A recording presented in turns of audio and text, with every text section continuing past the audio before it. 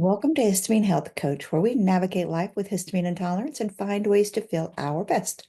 Hi, I'm Teresa, your histamine health coach, and today we're talking about something I've practiced on and off for over 10 years and something I come back to again and again when I need to reset: fasting. But before we dive in, just a quick note. Fasting isn't for everyone, and if you're thinking about trying it, especially if you take medications, have a health condition, or a history of disordered eating, please talk to your doctor or practitioner first. It's not about following a trend, it's about finding what supports you. My first experience with fasting started years ago, watching morning TV, when someone shared the secret to weight loss as eating normally 5 days a week and reducing calories on the other two. That's known as a 5-2 plan. I was using it for weight loss because some of us with histamine intolerance have a tendency to put on weight due to inflammation caused by anxiety, stress, and an unbalanced diet. It actually worked really well until I realized the super low calorie days were stressing my body too much. I haven't done that version in years, but I'm always open to revisiting the 5-2 plan when the time feels right. Right now, I'm practicing intermittent fasting with a 6-hour eating windows. Most days I eat between 12:30 and 6:30. It's flexible because life happens, and some days my body just says nope, and in those cases I listen and adjust.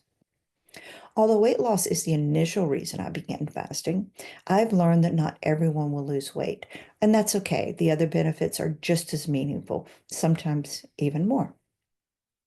Fasting can help lower your blood sugar, support better sleep, and increase your energy levels, especially if you're focusing on protein, fat, and fiber during your eating windows. So, if you're wondering why fast, that's why. Even without the scale moving, your body can still be healing and thriving in ways you don't immediately see.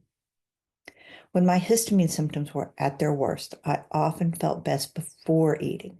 Mornings were calm, but once I had a meal, brain fog, fatigue, and GI issues came back, especially by afternoon and evening. It was like a game of dodgeball with invisible triggers coming from every direction.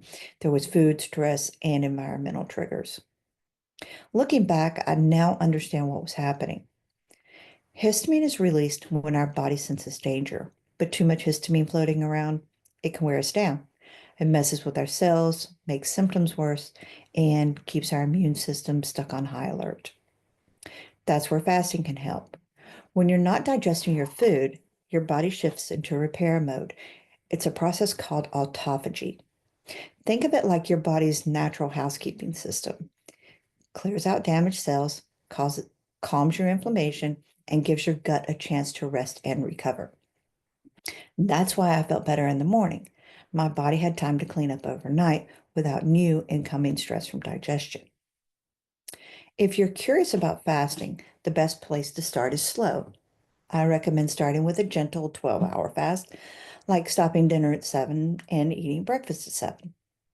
From there, you might add 30 minutes to an hour and just see how it feels. And remember, fasting is just one tool. It doesn't replace sleep, stress reduction, hydration, or nourishment. If you're shortening your eating window, it's even more important to get enough protein, healthy fats, and fiber to keep your body supported. So let's talk about clean versus dirty fasting. Clean fasting usually means just water, black coffee, or plain tea, nothing that affects insulin. Dirty fasting is more flexible, maybe a splash of cream, bone broth, or supplements. Not wrong, just different. It depends on your goals and how your body responds. On a personal note, before I knew better, I would dirty fast with Diet Coke. I no longer drink Diet Coke because it doesn't serve my body well. And I recommend a fast that doesn't include drinking anything with chemicals. Black coffee, unsweet tea, and water are the best choices. If you're not ready for a full intermittent fast, that's fine, no problem. There's something called the fasting mimicking diet. It's a 5-day plan that uses carefully controlled food intake so your body thinks it's fasting.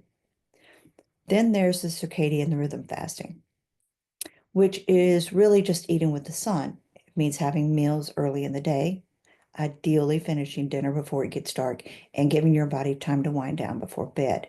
It's a gentle way to support digestion, metabolism, hormone balance, and even sleep.